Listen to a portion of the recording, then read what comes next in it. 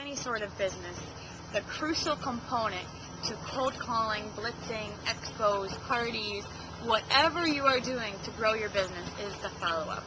I mean, what's the point of going out on the streets and handing out a ton of coupons, talking to a lot of people without gathering their information as well?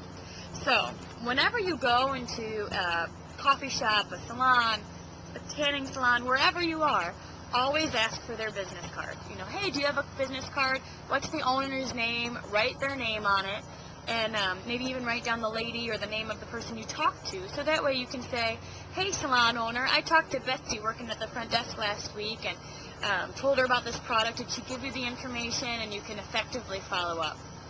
Another thing that we've done is if you're going to maybe a coffee shop or a restaurant and they don't really have business cards, is you can take the drawing forms from the Living a Dream Team site, print them off, and then say to these clients or to these prospects, hey, we are doing a drawing for a free wrap. Would you be interested in entering that drawing?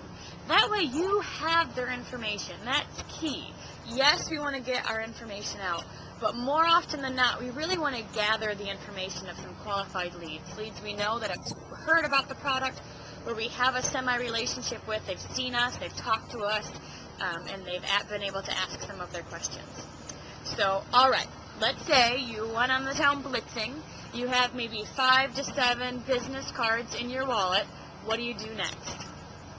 Well, what I'd recommend is maybe wait a day or two and then call and specifically ask for that salon owner, or maybe specifically ask for the person that you talked to, and say, you know, I was in your store on Monday, and I dropped off some literature about a new product called the Ultimate Body Applicator.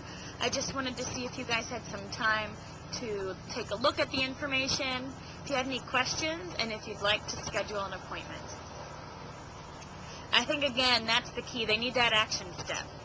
Most people aren't going to go, well, you know, I think I do want to, you know, I would like an appointment. They may say yes or no to your question, but they might not feel comfortable asking outright themselves. So, you know, I'm going to be in town over the next 2 days. Would you be interested in scheduling an appointment? It'll just take about an hour. It takes about 2 minutes to put it on, and then we can really talk about if this might work with what you already do. Or, you know, I could even come to your house if you have a few people you want to get together. Yours would be free. Try to get something on the calendar. Another recommendation is to organize those leads, because more often than not, you're going to really be leaving messages. If we're honest with ourselves, most of the time we're leaving messages. So follow-up doesn't have to take hours, because typically you are leaving messages for most of those business cards. But you want to have a place that, you know, leaving one message isn't good enough. People need to hear about it and be reminded about it over and over again. So maybe have a folder, whether it's, you know, a box with file folders in it. Maybe have a plastic bag.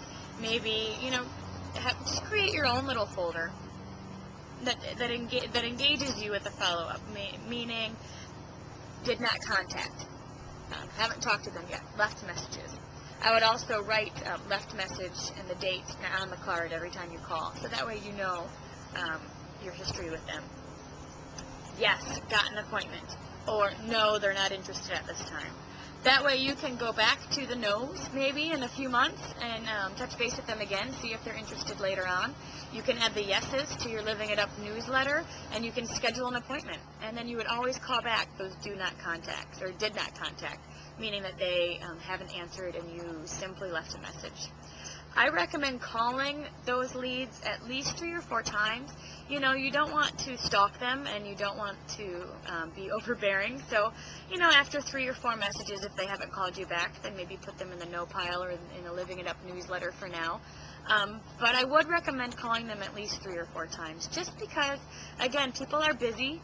They don't know what they're missing until you tell them what they're missing, and they really do need to try it for themselves. So let's say you're after a party. How do you get a follow-up party?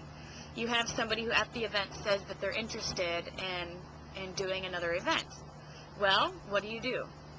I would recommend to call everybody who attended that party within a week, 4 to 5 days from the event. You want to talk with them, number 1, when they're still excited. It's fresh in their mind. Number 2, maybe they became a loyal customer and they're just now getting their product a few days after the event. And number 3, maybe they've already talked to some friends. They've been excited after they party.